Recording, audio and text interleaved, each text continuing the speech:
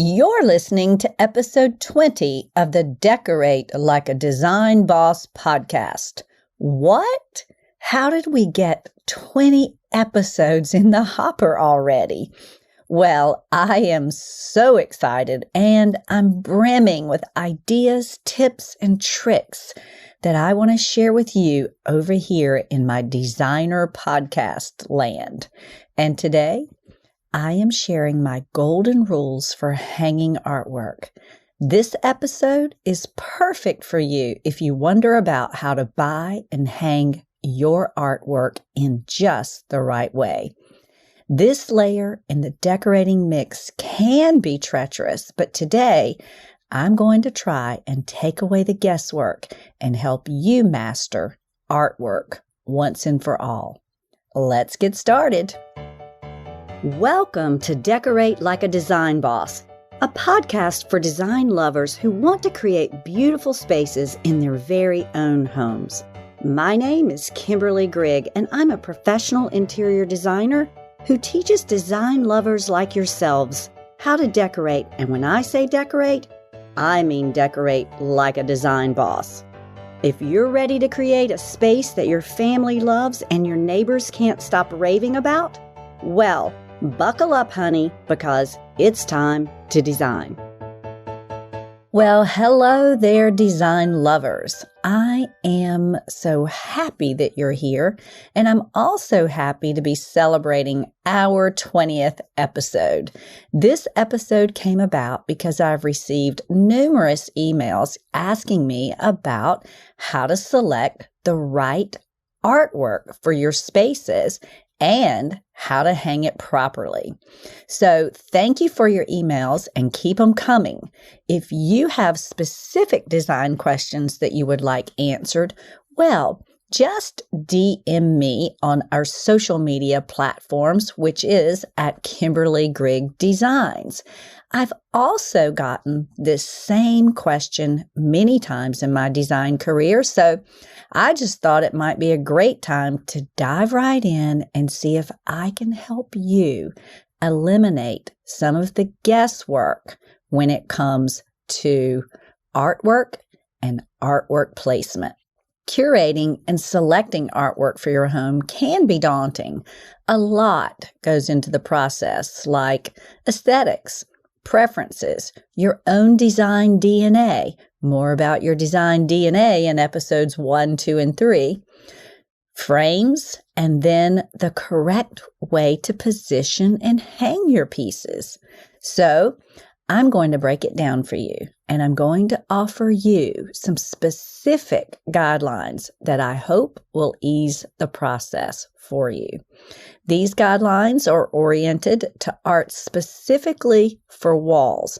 I'm not referencing sculptures and other art objects today, but specifically art for walls.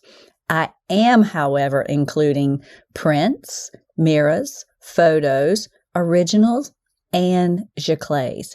Basically, any art for walls is fair game in today's lesson. So, here we go. First, aesthetics are important. You do want to like the artwork that goes into your home. Better yet, I would like it if you would have some connection to the artwork. The style and the mood that you're trying to create in your spaces does play a role in your curation, as well as your connection to the piece or pieces that you're selecting. For example, let's say you have a modern country house mixed with a touch of coastal as your style. You might choose some crusty oyster shell paintings that are framed in a driftwood type frame. Or let's say you have a modern all-white contemporary style. You might choose black and white photos framed in a sleek black frame, or perhaps some abstracts that are framed in floater frames. In general, what I'm trying to say is that the style of your artwork and their frames do matter, and they need to be consistent with the style and mood of your space. Rule number 2, scale. The size of the piece or pieces should also be consistent with the size of your space. Don't hang a small painting over a sofa that sits against a very large wall. In a case like this, you will either need a fairly massive piece or you will need to use multiples to take up and fill that space. In general, if you're hanging artwork over a piece of furniture, then you will want it to take up about 2/3 of the width of that piece of furniture. Getting the scale wrong will throw the entire room off, so make sure that you do this correctly. Most people, when making this mistake, will actually get the piece too small typically, but a word of caution. The piece should never go past the edge of the furniture that it is placed over. Just some other general tips for hanging artwork over furniture pieces that I find myself repeating because, well, they've been successful. First, I like to use multiples, as in 3 pieces over a sofa. That is, if your sofa must sit against a wall. I also love using a mirror over a buffet. I sometimes will flank it with 4 prints if the wall and the buffet piece are large enough. I often hang 3 pieces over a king-size bed and 1 architectural piece over queen-size beds. If I am using a TV out in the open, I often will relieve the eye a bit by placing 3 architectural objects over to one side and top corner of the TV, especially if the wall that the TV is hanging on is rather large. I typically don't hang artwork way up high over doors and etc., as you really can't see the subject. I have used artwork over beds as long as the subject is strong enough to be seen while standing on the floor. Rule number 3, height. Hang your artwork at the proper height by hanging it where the center point of the piece is at eye level. You want the artwork to be connected to the room, to the viewer, and to the pieces of furniture that occupy the room. Most people hang their artwork too high. You should be looking dead ahead at the artwork, not looking up or down to view the artwork properly. If you are hanging a piece over furniture, the bottom of the artwork should be about 4 to 7 inches above the top of the piece of furniture. I adjust this from time to time, depending also on the accessories that I might be placing on the furniture. For example, if I have a 30-inch tall table and then place a 14-inch tall box on that piece of furniture, then most likely I will hang the artwork 4 inches above the top of the box. Rule number 4, frame choice matters. You want to keep your framing consistent with the style of your home, not necessarily the style of your art. I have a favorite framer in my area. We've been friends for years and we have had many a debate about framing art. His business is framing, so of course he tends to want to frame in terms of the artwork itself. I, however, really tend to frame artwork to go with the style of the home. I have taught many a customer of his that trying to frame their artwork in his shop to consider the room, not just the art. In fact, once I was standing in his shop trying to mind my own business, while one of his customers asked him his opinion on framing a particular piece of art. There was a little blue in the artwork, and the framer kept putting a blue mat on the piece. Finally, I just couldn't help myself, and I butted in, or blurted out, I suppose. I asked the customer to describe the room to me. She described it as clean-lined, all white, and very minimal. The piece of art was an abstract print. After I begged forgiveness from the framer and asked her if I could offer her my professional opinion, she ended up with a gold fillet, white mat, and a clean-lined gold frame. I felt really guilty afterwards and even took a dozen cookies to the framer as an apology for giving my 2 cents when it wasn't actually asked for. He said, "Did she call you?" And I said, "Huh?" He said, "She came back later on in the day and asked for your contact information." I was very surprised. But sure enough, she called me several days later, and she is now one of my favorite clients, and I am here to tell you. While that blue mat looked great with the artwork, well, that is if you like colored mats, but it would have been a disaster in her house. And just so you know, the framer and I are still friends, and I do admire and respect his work. Hence, he's my favorite framer in the area. But I do stand strong on the fact that your artwork frames should also go with your style and mood of your home. Rule number 5, you don't always have to hang art. You can lean it. One of my favorite decorating techniques is to hang a large mirror over a piece of furniture and then lean a smaller but appropriately sized painting in front of it over to the side as an accessory. Remember your rule of scale here, and if the mirror is rather large, don't lean an itty-bitty painting in front of it, or vice versa. Leaning artwork creates a relaxed and more casual feeling, and it's a good way to soften a stiff space. Rule number 6, use the proper mechanics and hardware for hanging. Just know that most people underestimate the weight of their artwork. Hold your artwork and get on your bathroom scale and do a little math for a closer to accurate weight of your artwork.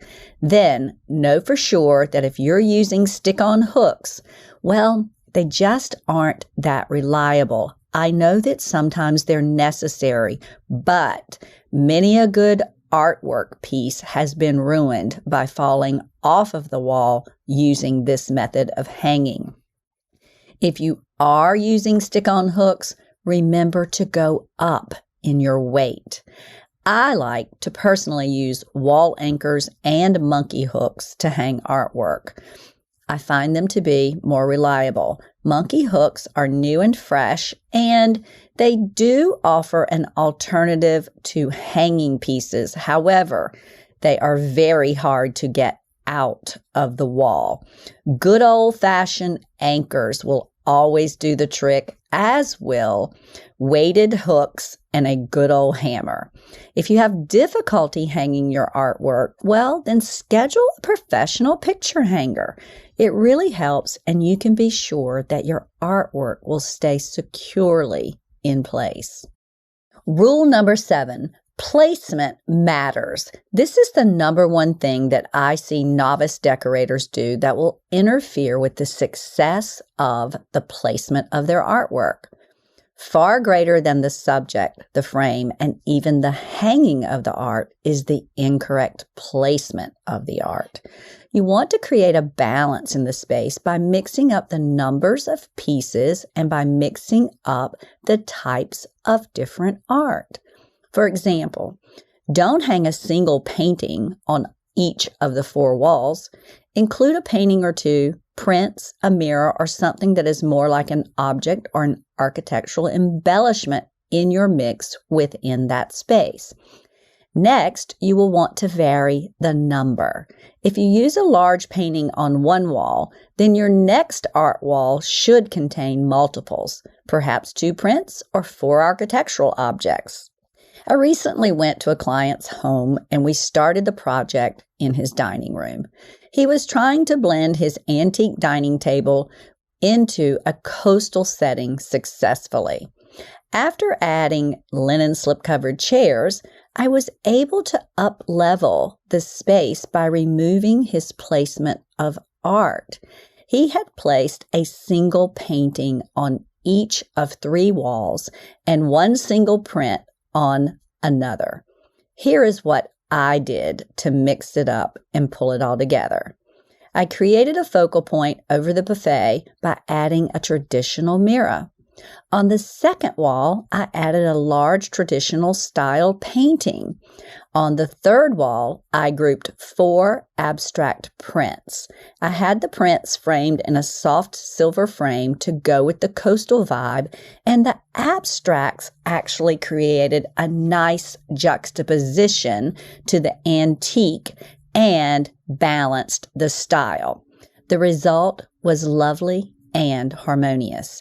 You don't have to add art to every wall, but you can, and if you do, then you will need to vary the type of art used and the numbers of pieces that you use from wall to wall. Consider this also when you're decorating your home as a whole. I recently ran into this situation in a very large home that we're designing.